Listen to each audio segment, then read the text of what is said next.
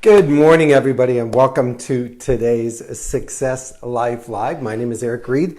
I am your coach and your mentor, and today is Q&A Wednesday, where I get to sit back, answer some of your questions, or give you the A to your Q, or whatever you want to call it. So take a minute, stop on in, say hello, whether you're watching live or in the replay. Good morning, Julia. Good to have you in the room. Hello, Elizabeth. Good to have you, and thank you for that post the other day over on the Success Life Live page, or the Success Life, the group. Sorry, good morning, Greg.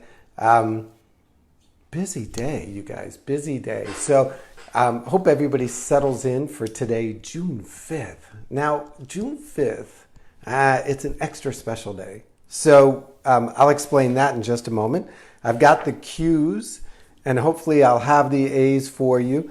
Remember, if you have a question, whether it's regarding coaching or regarding personal or professional development, marketing, whatever your question is, go ahead and send it over. And then, the cool thing is, since I'm the recipient, I get to decide if I want to do it or not. Or maybe some of them I've responded in private because it was so specific and so personal. I wanted to make sure I hit that directly. So welcome everybody to today's Q&A Wednesday. So today is June 5th, and for my family, this is Family Day. Now, some people call it Gotcha Day. We call it Family Day. It was the day that we walked out of the courthouse with all of the official paperwork needed to make us a family. And that happened on June 5th, 2012. And so one of the rules, I'm the rule guy. I'm the dad that has like a rule for literally everything. So one of the rules for Family Day is that we all have to be present. We all have to go on an adventure, and that we have to have McDonald's included. I know the McDonald's part probably confuses most people, and I'll explain that in a minute. But it really is a day for us to sit together and celebrate our family. Some families are put together in bits and pieces. You get married and you have the first and the second and the third and the fifth or whatever. Some families are blended. Families come together in different ways. We just happen to be lucky enough to have a sheet of paper that says what day we officially became a family. And so we celebrate Family Day, and that's today. So we have an adventure plan for the rest of the day, which means that I literally go off grid. It's like no work, no responding. So if you're trying to get a hold of me, I apologize. I'll catch up with you post Family Day, which ironically is always my daughter's birthday as well. So the McDonald's piece. So I tell the kids, so when they were really little itty bitty, they'd ask where they'd come from.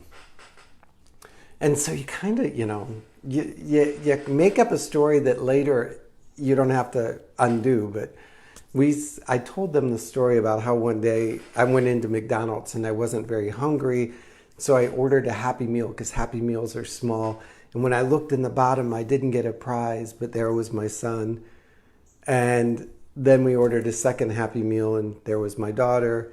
And so we tell them they came from McDonald's, and that's why we celebrate Family Day at McDonald's. And for a while, my son used to think that meant we would get another sibling. Well, it's been fun. They're now older. They get that that's probably not the truth, but it's a part that I like to keep in because the truth is the first time that we met them, we met their temporary foster parents at a McDonald's. My son was climbing through the McDonald's thing. My daughter, she was 3 months old, so she was only in a car seat, so to speak, but we met at McDonald's. And the funny, ironic thing is that the McDonald's that we met at, even though we moved to Uruguay when we moved back, we're still relatively close to it. So McDonald's, thank you for my children, whether it's in the Happy Meal box or if they came down the slide. That's why our Family Day has to include McDonald's because, it's fun and it sort of reminds me of the story of walking in and seeing them, and it adds to the story of the Happy Meal box. And I don't know, starting family traditions is really important when you're a foster or adoptive family, Or when you're a blended family, often the children come from two different histories and two different sets of traditions and patterns and rhythms. And so you got to carve one out. You got to like define it and protect it, no matter how ridiculous and how silly and how foolish it is. Because as a kid who grew up in this situation, those anchor points, those consistent moments, those things that are uniquely defined as yours are so critical.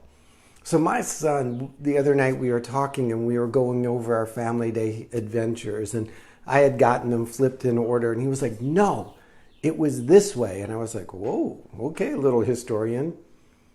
He not only remembered the adventure and the time, but the order, and he's building a history around our family day.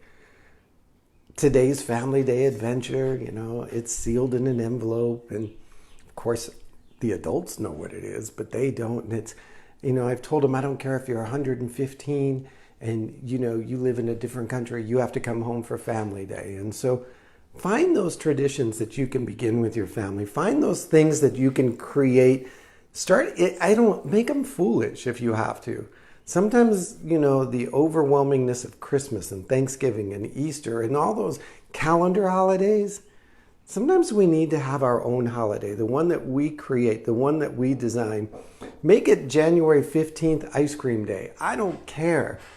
But find those holidays, those events, those things that you can create as a family that symbolizes your uniqueness, your story, your traditions that you guys get to develop as a family. So today is family day. Yay! I'm excited. It's a mixed emotion day.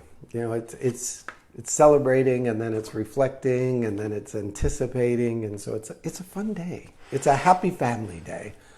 So to other families that have gotcha day or family day, happy family day to you. So on to Q&A Wednesday. Q&A Wednesday. So I got a couple questions here. The first one comes from a fellow coach.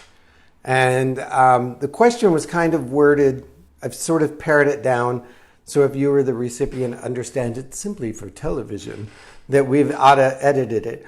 Why would someone want to stop coaching or being coached or having a coach signed a fellow coach? And I think there's a couple reasons from my experience. When I'm in the coaching relationship and somebody starts to throw that flag of I want to quit coaching, I want to end coaching, I don't think this is working out for me. I think there's a couple things going on. One, that you're leaning into the place that they're most uncomfortable with, that they've now been sort of in the coaching relationship. Sometimes there's this quiet period where everything is safe and comfortable and you're getting to know each other. The dance is just getting started. And then things begin to show up. Things begin to get real, as they say, like any relationship. And so as you begin to lean into that, as you begin to push into that, sometimes a client will get scared. They won't feel as if they're ready to discuss it. And so it's my job as a coach is to create that safe place where I can apply just enough pressure to create the transformation and the change, but to allow them to know that within that pressure there is a safe place, there's a non-judgment place, that there's a place of growth and encouragement, and that they're not alone. And often I might say something like, yeah, often when we get to this point, or often when I get to this point with other clients, this is the experience. But when we continue through, this is where we end up. So I let them know that the feelings that they're having are not uncommon, and that there is a reward to going through that feeling, going through that process, going through that transformation. Another time I'll often see where somebody might be disappointed in themselves. And I think it's my job as a coach is to help keep those mile markers, to keep those records. And so often somebody might decide to quit coaching because they don't feel as if they're making success or making accomplishments or achieving their goals. And I think that really falls on the coach, because often my job as a coach is to remind them where we began, where we're going, what we've accomplished, what we've done, the rocks that have been turned over, and things like that. And that's why I like using an accountability board or something like a Trello board to keep track of the things that we're doing. Because though we may only meet once a week, there's a whole lot of stuff going on in their life 24/7, 365, that they may not be able to focus in on the coaching process the way that I can as a coach, and they may not see the growth and the development and the change. And so often it's that, or they still see the growth gap. Like they're never, they may say, I want to do this, or I'm here and I want to be here. And they see this huge gap and they say, I'm going to take coaching, I'm going to do it. And they expect to have like a superhero moment where they just take poof and leap over this huge Grand Canyon kind of thing. And then they lose confidence and they lose belief and faith. And again, in the coaching process, part of that is letting them borrow my faith, letting them borrow my encouragement, letting them borrow my belief.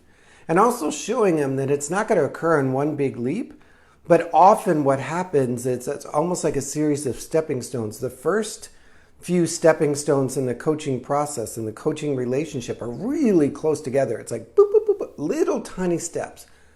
And then all of a sudden they make these huge strides.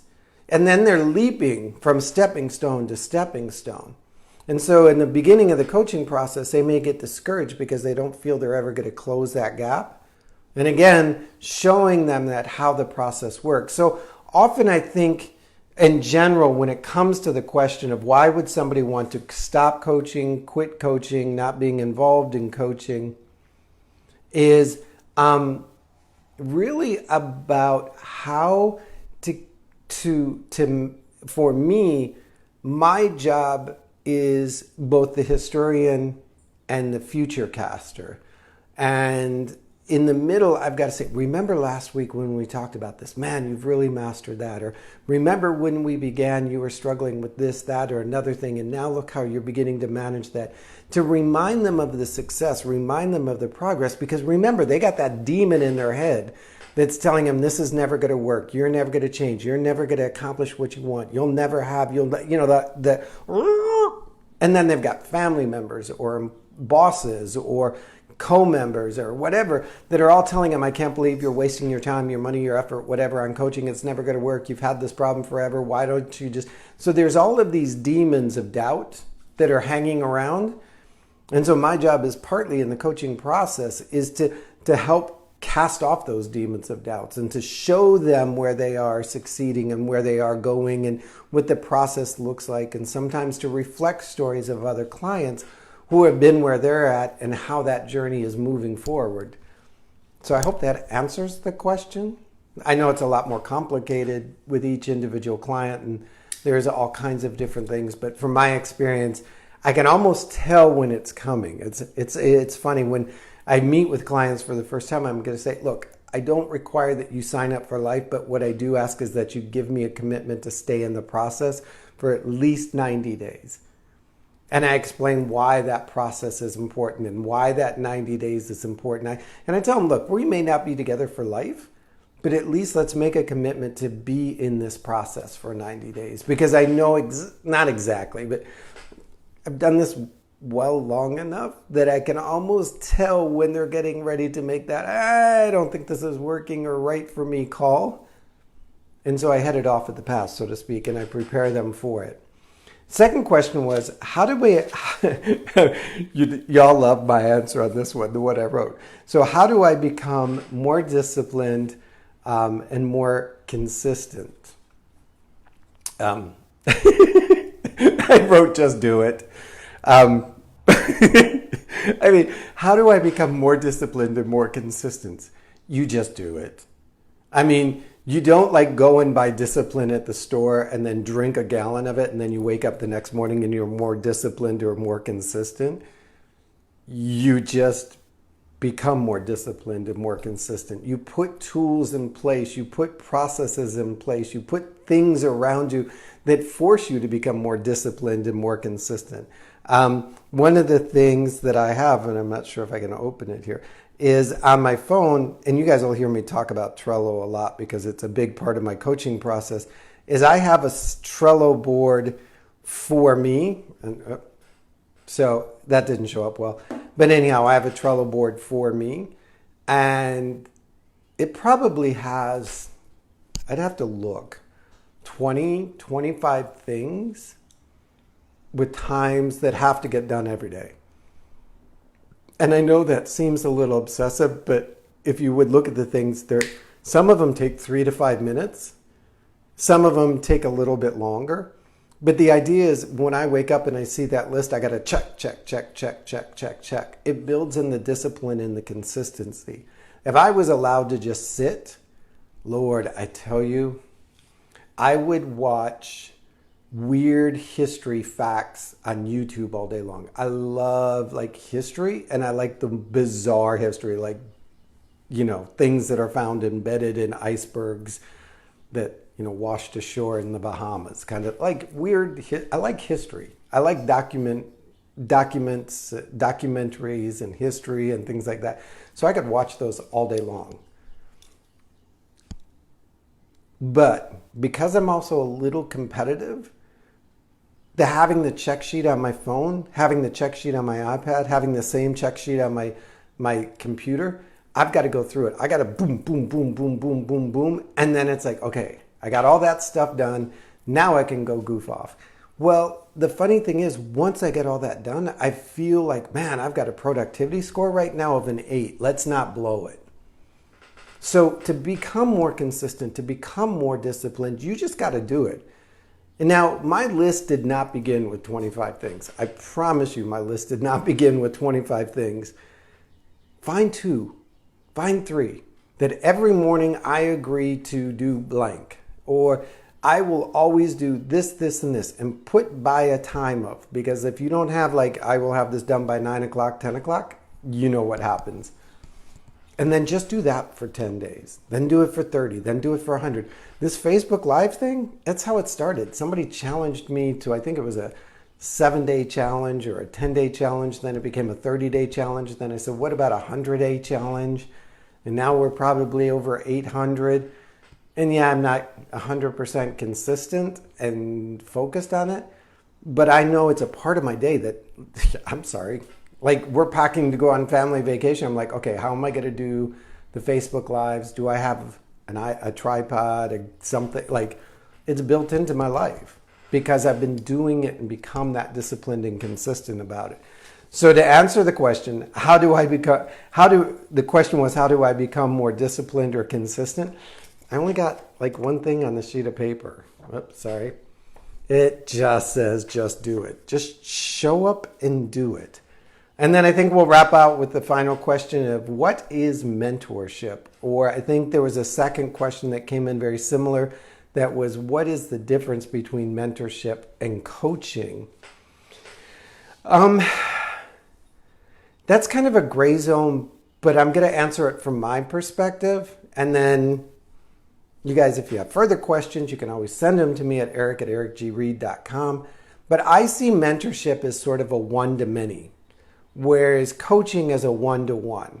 Now, what do I mean by a one-to-many? Is often the process that the mentor is engaged in can apply to many, in the sense that they're mentoring you on how to do something. They could do it to a group. They could rinse and repeat it across the board to many people without much of a variation, that many people will come to them to learn the same process or to learn the same behavior or to learn the same skill. So when I think of mentorship, though it can be done in a one-on-one relationship, it is often in a formula of one-to-many.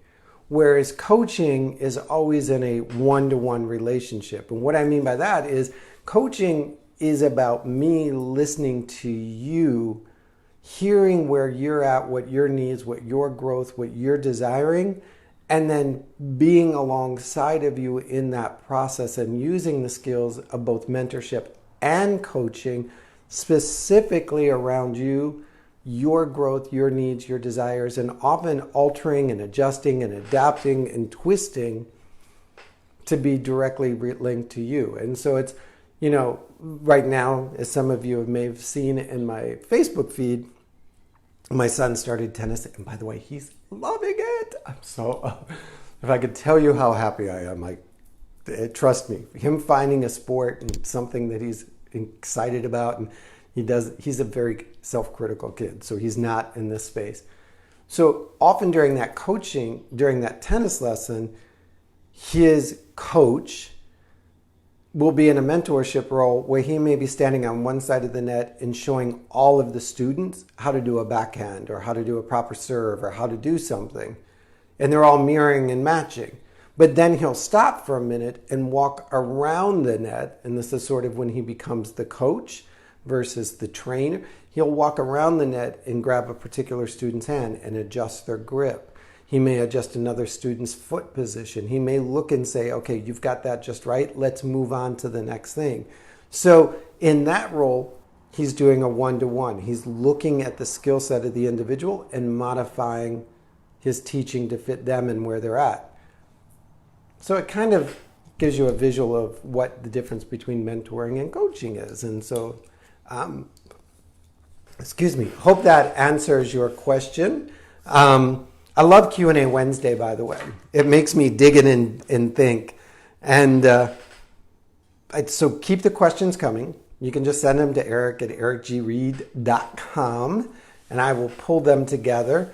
I know I've mentioned the Trello board thing like a couple times, and people are always sending me messages about teach me Trello, show me Trello, give me Trello. And so it is, I'm looking at my Trello list, by the way. So it is under one of my projects that I need to get finished so that we can do like a webinar one day on Trello. So I'm working on that. And it's second from the top. So that means it's going to happen soon. I love Trello because it's a great project board. It's a great management system. It's a great personal accounting and growth board. So I'm going to make sure you guys get that class as well. In the meantime, if there's something else that you're like, man, I wish you would talk, teach, guide, whatever, dig in and let me know. I know we're still working on the personal branding and messaging. I got to get that right. Got to get that so perfectly right for you guys. So I don't want to rush it and throw something together without making sure I've got all the right pieces. So hang on for that. I'll have to give you something in between, I guess. So until we get, and don't forget Fun Friend Friday. Can't wait for Fun Friend Friday. My friend Barbara is going to be here. Many of you know her. We're going to be talking about the power of unconditional love. I know. But wait, there's a twist. Of course there's a twist. It's Fun Friend Friday. So make sure you check in for this week's Fun Friend Friday and follow along. And I guess that's all the housekeeping. If I missed something, let me know. Make sure you're on the newsletter. Make sure you're following the podcast. Make sure you're here for Fun Friend Friday. And then make sure you go out and live your life with success. I say that you're worthy of it. And some people will argue that they're not worthy because they didn't do this and they didn't do that and they haven't paid their dues or they haven't, sat in the back of the bus or what. Like they'll make an excuse why they don't think they're worthy. That is fear and doubt. That's history. That's personal. People of your past have projected something onto you. And I give you permission today on our family day, our most significant day in our calendar for our family, to just abandon that belief, to just stop believing those people who have told you that you're not. Because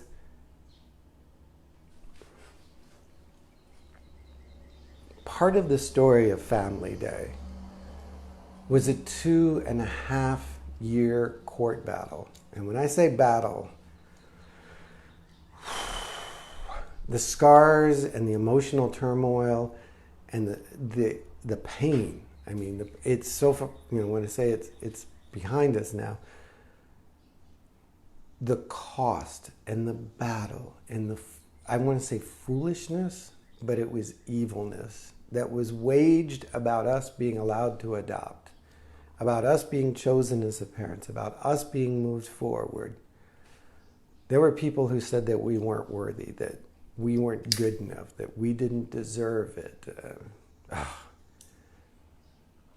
There was hate mail. There was death threats. It was insane. I tell you now.